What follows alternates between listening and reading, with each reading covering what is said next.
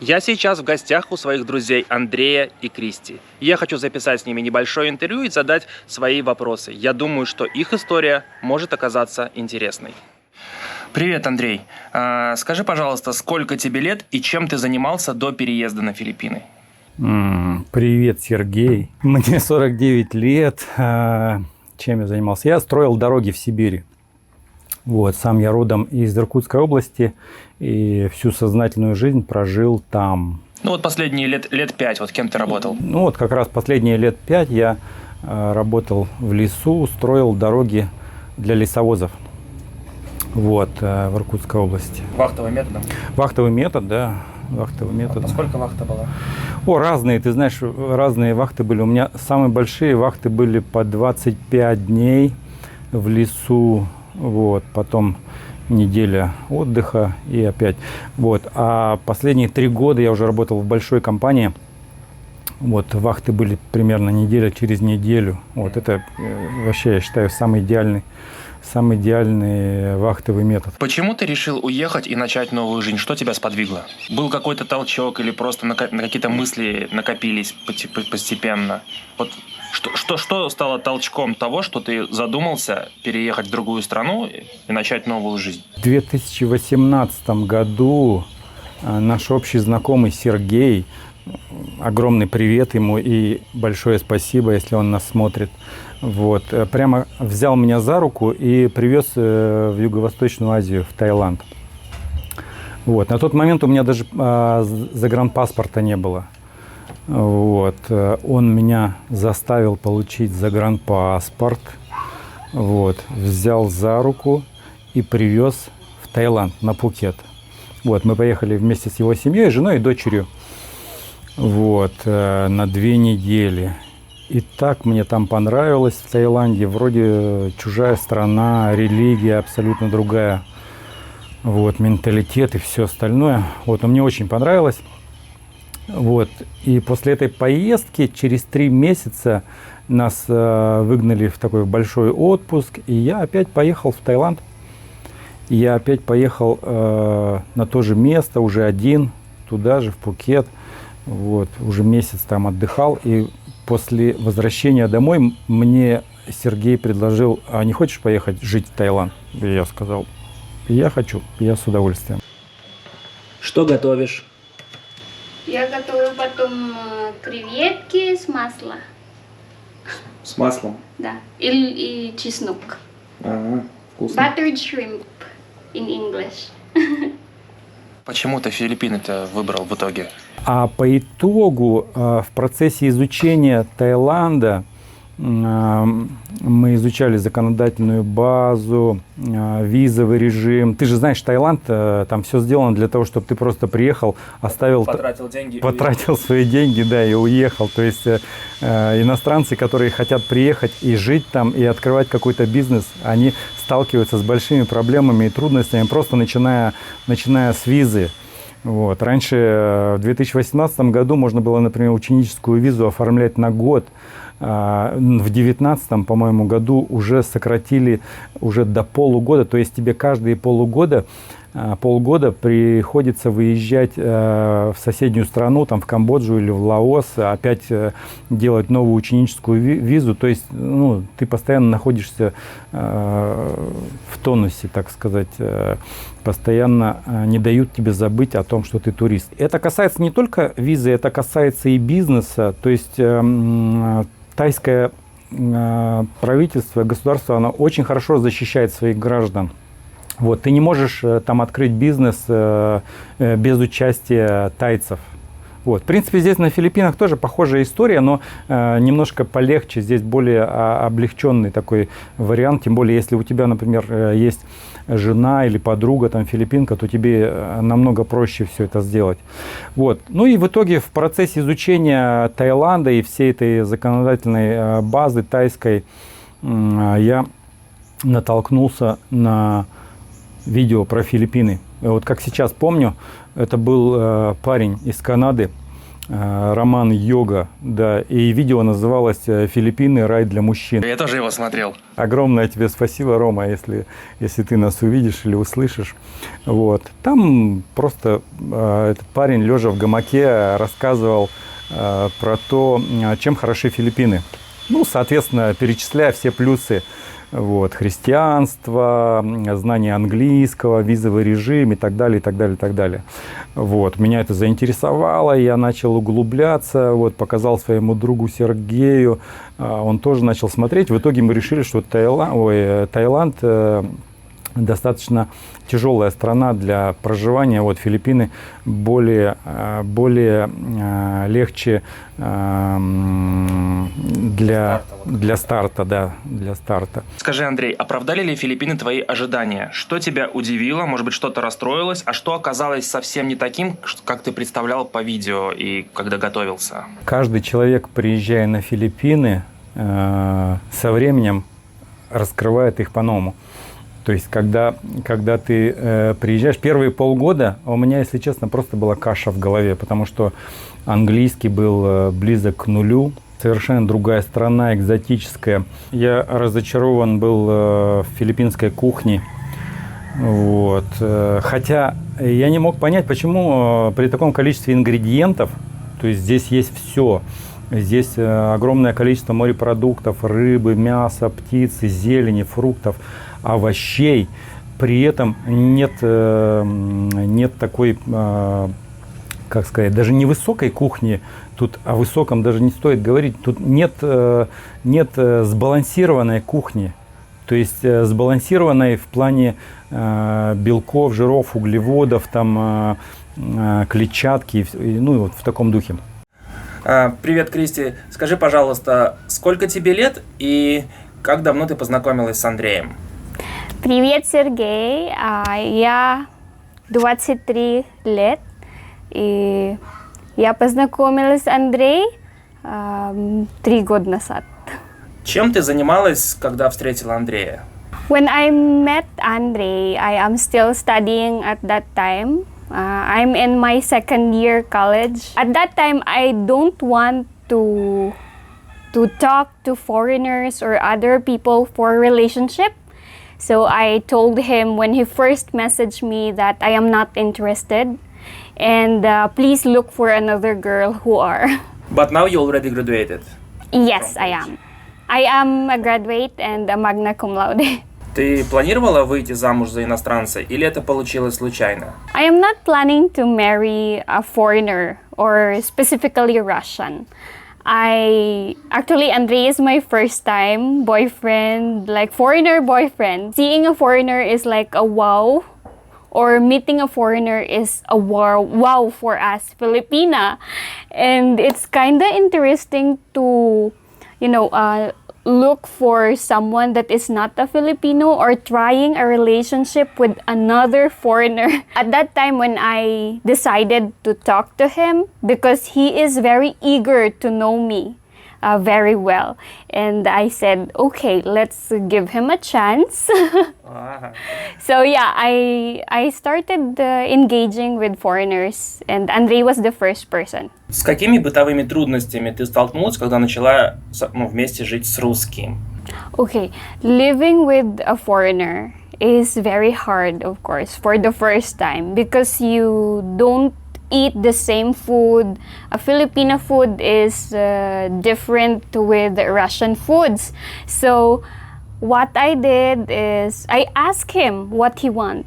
Like, what do you want for breakfast? Что ты хочешь на завтрак? Что ты хочешь на ужин, обед? Такой, чтобы я готовлю, что он хочет. И он понравилось, как я готовлю. And you need to sort out things, поговорить друг друга, коммуникации, чтобы очень хорошо жить вместе. And once you talk to each other, the relationship will be stronger. Because when you talk to each other, you understand each other, you know what to do, just like what I do. Every time when Andre tries to do something or cook for his food, like Russian food, I also ask him how to do that, so that I can I can learn how to do that as a wife. Проблемы были только в разном питании, в разной еде или в каком-то бытовом смысле тоже? В культурном или в менталитете? Okay. That's a different food. Aside from food, of course, there is this beliefs or culture that is very different. А как твоя семья отнеслась к твоему выбору? Были ли у тебя проблемы с семьей? When I first introduced Andre to my Filipino family, they don't say no. They don't say no because they support what I want. Like, of course, it is me who will gonna live with Andre, so it's my choice. So they are out of it. All they have to say is, okay, if that's what you think can make you happy, then do it. Like, we don't have any problem at all. Maybe your sisters was jealous that you are wife of a Russian or a foreigner. I don't think they are jealous of me having a Russian or foreigner husband because they have their own life. They choose to marry a Filipino while I choose to marry a foreigner. We have a different perception or perspective. Андрей снимает апартаменты в деревне Валенсия, у подножия горы Толенис. Здесь примерно всегда на 2-3 градуса прохладнее, чаще идут дожди. На территории 6 апартаментов. Свои апартаменты Андрей снимает за 7000 песо в месяц. Но это были абсолютно пустые апартаменты. Все, что находится внутри, Андрей докупал сам. Телевизор, холодильник, диван. Эту квартиру Андрей полностью обустраивал под себя. Что готовишь? Салат. На заднем дворике стиральная машина и зона для стирки. Апартаменты двухкомнатные. Спальня. Кондиционер Андрей тоже покупал сам. Туалет.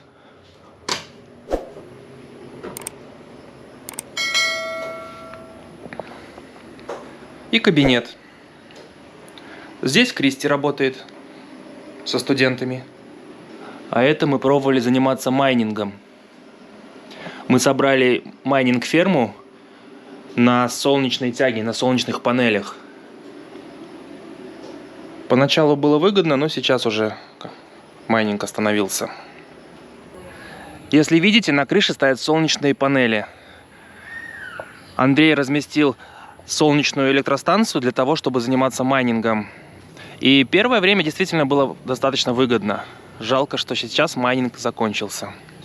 А почему ты решил жениться на филиппинке? Это была изначальная твоя цель жениться на филиппинке, либо это получилось случайно? Нет, такой цели у меня не было. Это со временем.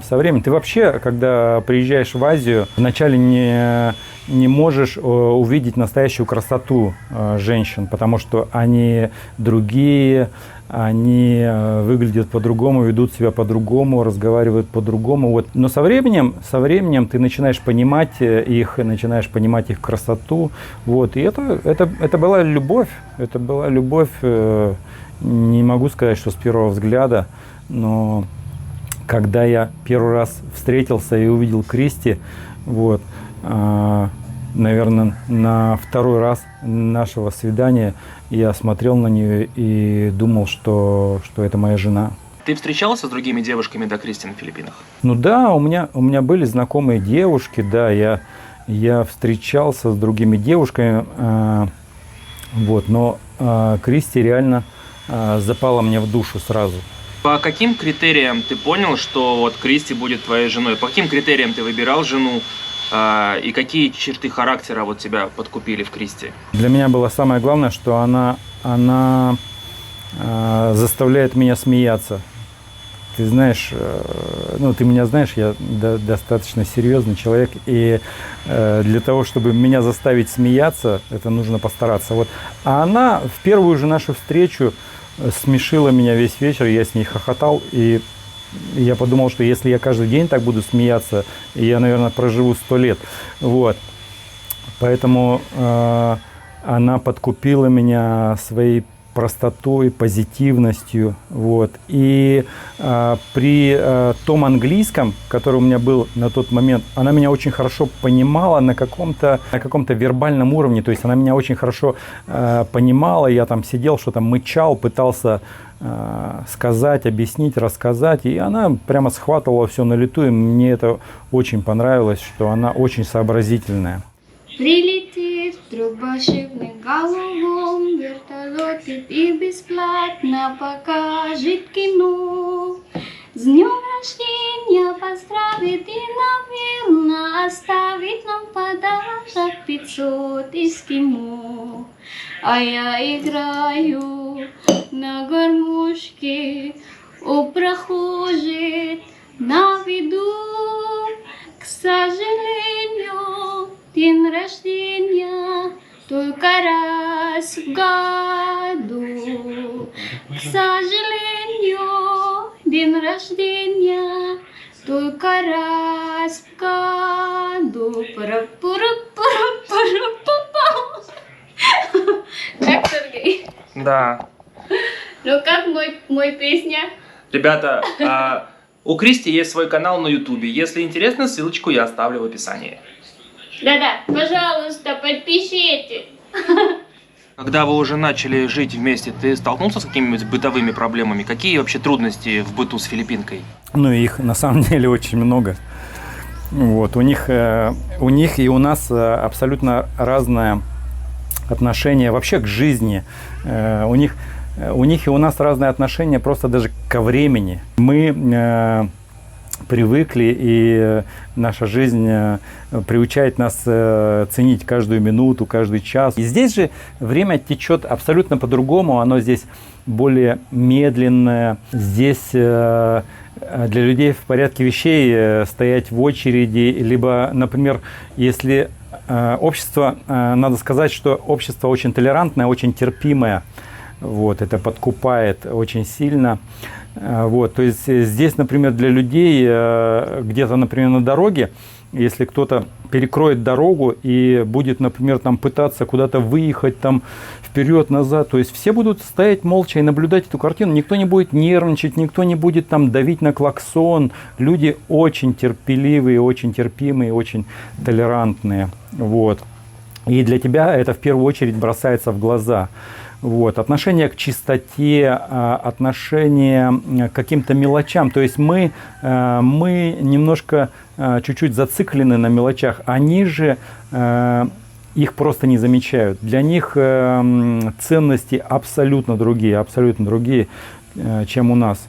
Вот. То есть эти люди, они менее материальны, чем мы. Прожив уже здесь 4 года, я могу с уверенностью сказать, что эти люди, они умеют отдыхать и наслаждаться жизнью лучше, чем мы. Когда я приехал сюда, для меня было в порядке вещей там носиться на машине там, или на мотобайке, знаешь, там с большой скоростью. Сейчас я езжу 40 километров в час. И меня все устраивает. Я не попадаю ни в какие аварии, ни в какие конфликты, ни в какие акциденты. Вот, все в порядке. Где-то там ты можешь опоздать на 20 минут, тебе слова никто не скажет.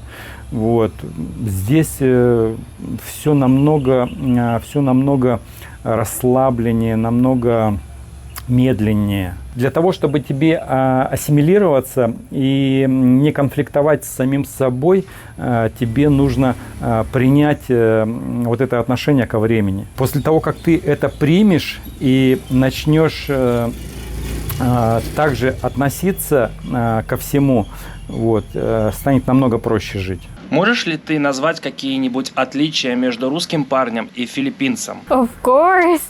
The difference between Russian and Filipino is that the Russians speak directly to you.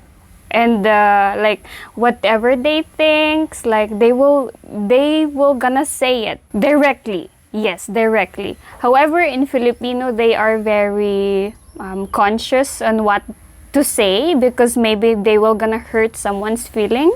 Just that's what Filipino men do. Like they will consider if maybe she don't like what I said or she will feel sad. But with Andre, he will gonna say whatever he wants to say. So Filipino guys more overthinkers. Russian are thinkers too, but when it comes to emotion or feelings, Filipino men are more like they show it to you directly, or they will consider much of your emotions. Ты уже, получается, сколько? 3 года живешь с Андреем? Да, 3 года. 3 года. Что тебя удивило в русских и в русской культуре? Что тебе нравится, а что тебе не очень нравится? Okay. What I like with Russian culture, like, or beliefs, just like that. When Andrei gave me a flower, like, there's a meaning in it. Like, it's not just, I will give you a flower, 3 flowers for I love you. For Filipino, we always do that. 3 flowers for I love you. Then, for Russian, there's a meaning with the flower or numbers, right? Numbers has meaning, yeah. Numbers has meaning. Например, когда ты любишь, for love, you will give 1, 3, 5. yes, that's it. 1, 3, 5 for love, but for funeral you will give the 2 or 2 flowers. the ads. For us, 2 flowers Ads. is for cemetery when somebody will. Yeah. Someone die. That's what makes me think like, oh, really? Russian culture is like that. They will gonna what do you say, that they have this meaning to everything. Another Russian culture is that when someone visits you, you need to let that person come inside the house first before shaking. But in Philippines, it's all right. If you're outside, then you're gonna shake hands just like that. Ты уже умеешь готовить русские блюда и русскую еду? Какие блюда ты уже умеешь готовить и какие тебе нравятся, а какие тебе не нравятся? Я знаю, готовлю русские еда, например, ухо. Я это уже знаю. Нет, уха, прости моё по-русски. Уха, вот. Андрей очень любит рыбка, суп, плов, yeah. I tried to make plov, but the rice is not cooked. Was dry? It's not cooked yet, like it's not ready. So I said, oh my gosh, I need to practice how to cook Russian plov because I really like plov. Because rice. It has rice and meat and carrots, like all ingredients are there, vegetables. You should learn how to cook голубцы. You know голубцы? Oh yeah, I tried to cook that. Because да, потому что там тоже рис. Там капуста, мясо. inside the мясо и рис. Cabbage rolls. I tried to make that one, but then it turns out not bad, but not so good. Борщ, я пока не готовлю борщ, но я знаю, как готовить. Андрей всегда готовит щи, поэтому я тоже знаю, как. Кристи, скажи, пожалуйста, а почему ты полюбила Андрея? Я люблю Андрея, потому что у него всегда есть план. И он настоящий мужчина. Я знаю, что русские всегда... я знаю много русских, которые настоящие, реально мужчина.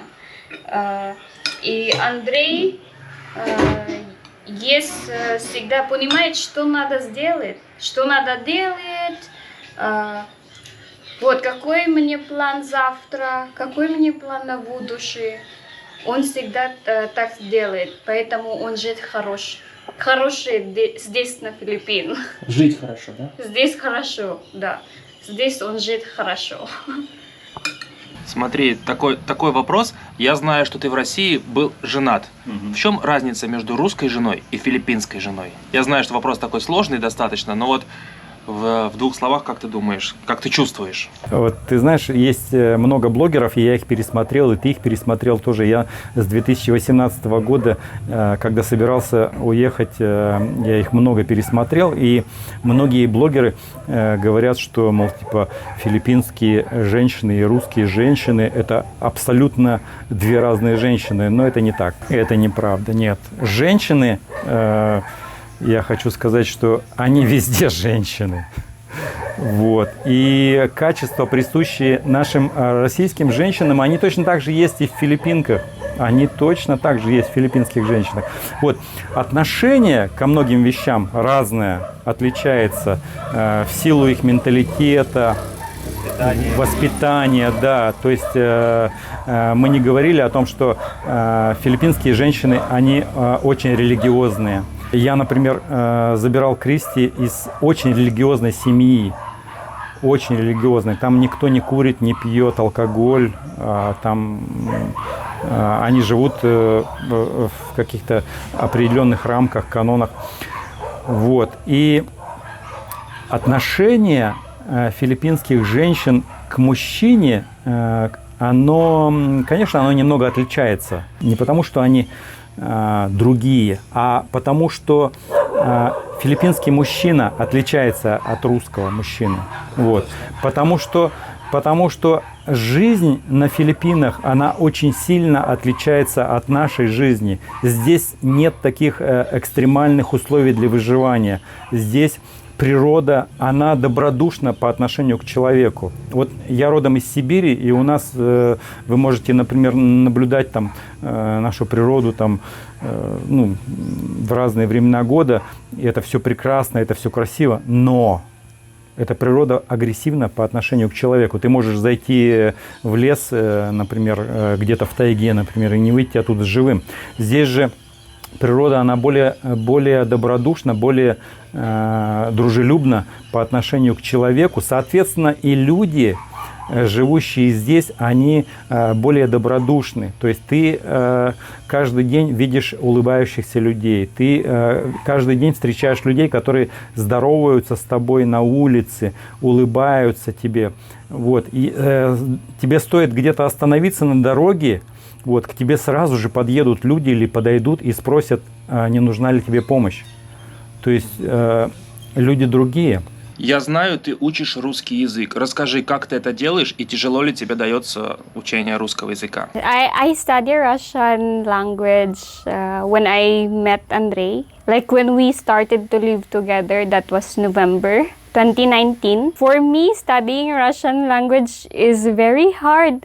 Like there are many consonants. For me, it's like it's very hard because you have some of the Russian words are the same with the English language. However, most of them are not. And there are times that the Russian alphabet is sounds the same with the English alphabet, however different in writings.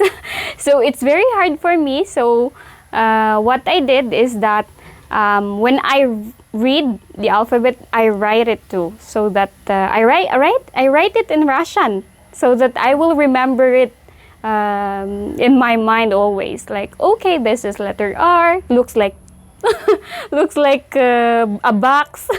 Letter P looks like a box. Letter R looks like P in English. What about и краткое? Ой-ой-ой. И краткое это вот так. Да. Да. У нас и краткое, твердый знак, мягкий знак. It surprised me, of course. It's new to me. Like when I started to pronounce it, like, я не знаю, как сказать. Мышь. Мышь. Как будто я дура говорила. Ай-яй-яй. Вот, я научу по-русски only YouTube. I teach myself using YouTube lessons. Yes. And there was one of Andrei's friends too who tried to teach me Russian language, but of course I knew it already.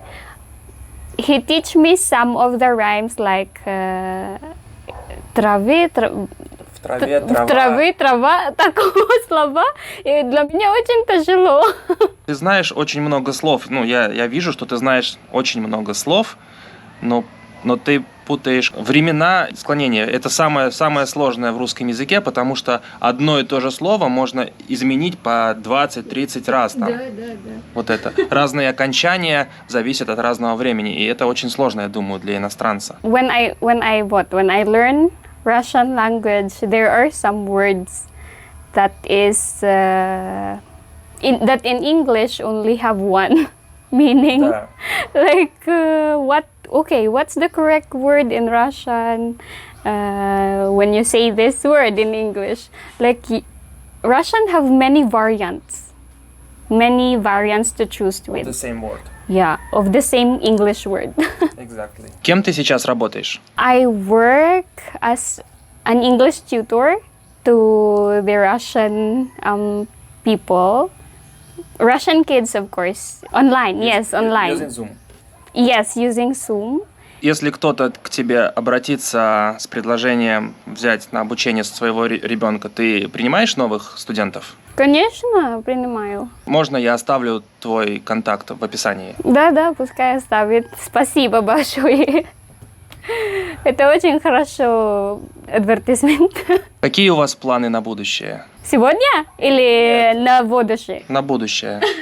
У нас есть план for traveling to the other country. Of course, if we have the capacity or the money to travel to Russia. We want to travel to Russia so that I can experience the ice. I can experience how Andrei live and what he eats, how Russian people cook, what are the tastes of their foods, like Russian people, how they live. Бытует мнение, многие ребята, с которыми я общался, считают, что вот они хотят уехать от своих русских там женщин, потому что они считают, что там от какого-то феминизма, сучизма. То есть ты считаешь, что этот феминизм, сучизм тоже присущ филиппинским женщинам? Филиппины это очень матриархальная страна.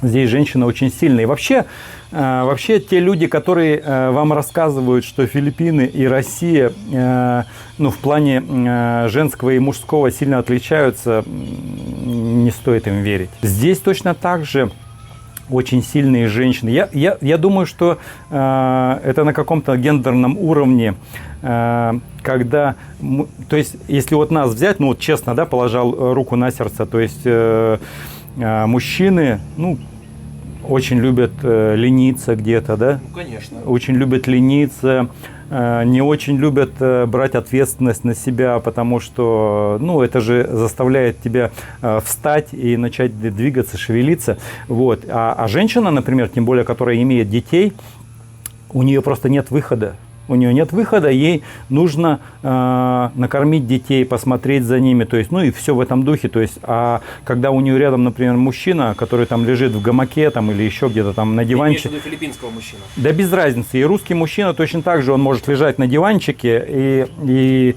говорить своей любимой, может быть, ты сама. Вот. Поэтому, когда я говорю, что Филиппины – это матриархальная страна, это говорит о том, что женщины здесь тоже очень сильные.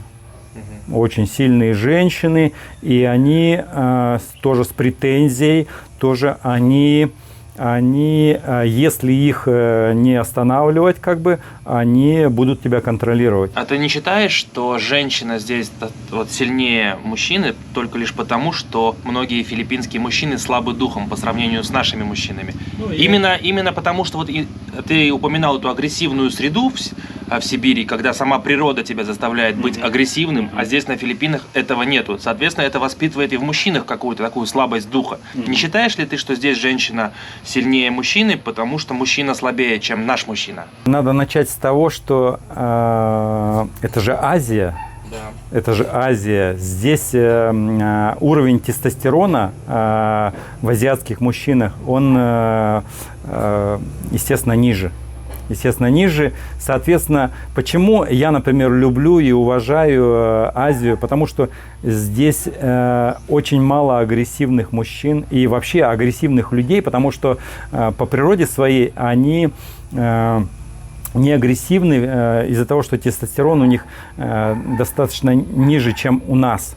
Я не говорю уже там про какие-то там южноамериканские там, или кавказские, например, там, да, латиноамериканские, да. Почему я, например, выбрал, то есть я бы мог поехать в Южную Америку жить, но я приехал в Азию, потому что здесь люди менее агрессивные. Я считаю, что Филиппины – это матриархальная страна, здесь женщины сильные. Ты сейчас сидишь на диване, там смотришь, вот, это относится к тебе. Если ты думаешь, что у тебя проблемы с женщинами в России, и ты приедешь сюда, и у тебя не будет проблем с женщинами, ты глубоко ошибаешься. То есть, если у тебя вообще проблемы с женщинами по жизни, ты не можешь их понять, не можешь найти с ними контакт, не можешь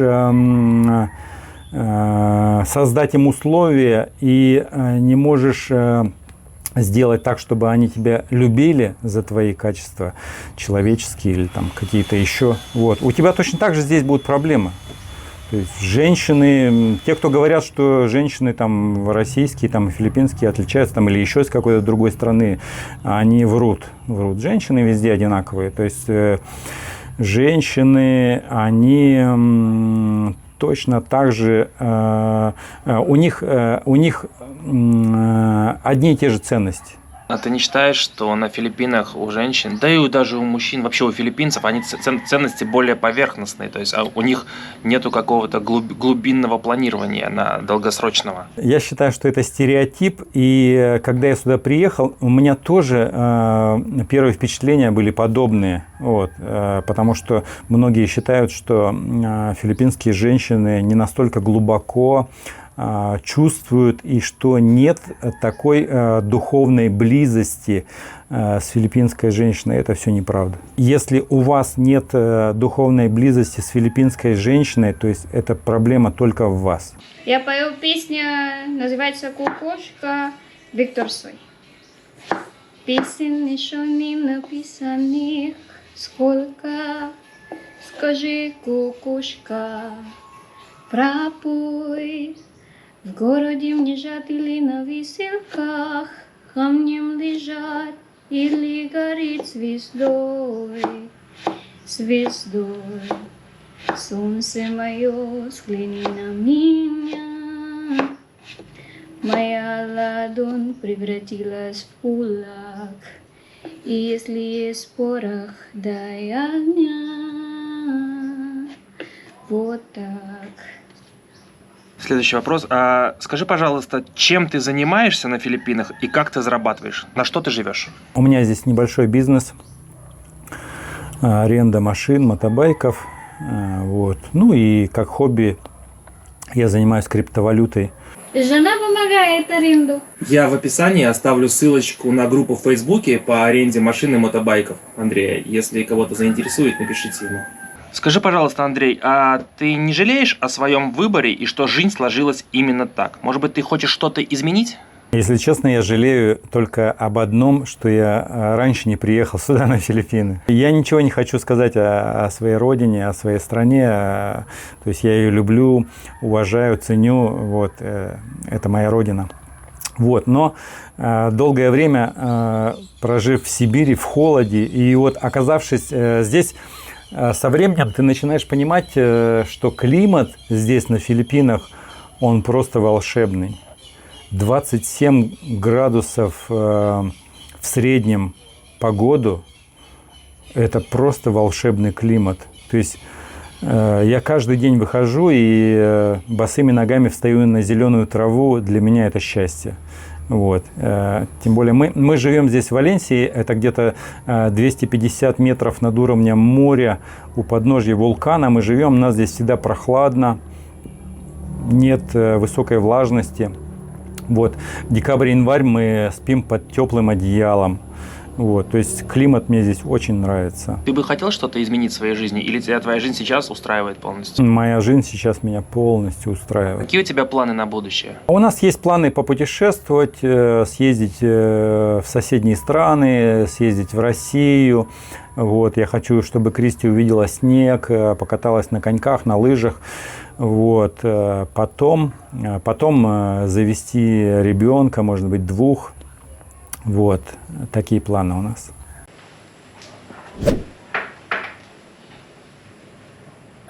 Если вам понравились ребята и у вас к ним есть дополнительные вопросы, напишите в комментариях. Если вопросов доберется достаточно, мы запишем 2-ю серию с ответами на ваши вопросы. Всем спасибо и всем мира.